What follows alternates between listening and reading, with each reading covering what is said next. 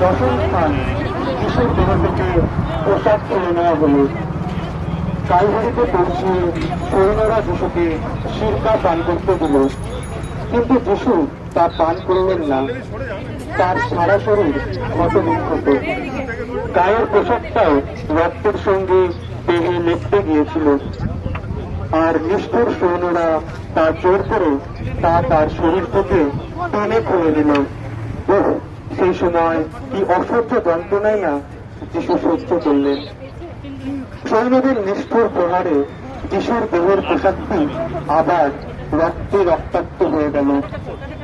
মনোচ্ছবাদের মেষের মতো সৈন্যরা যিশুকে ক্রুশের উপর শায়িত করল।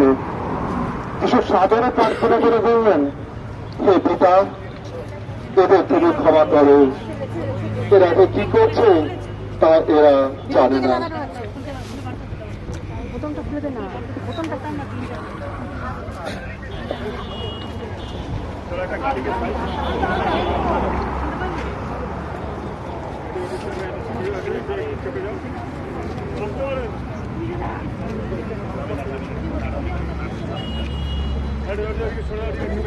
গাড়ি আসছে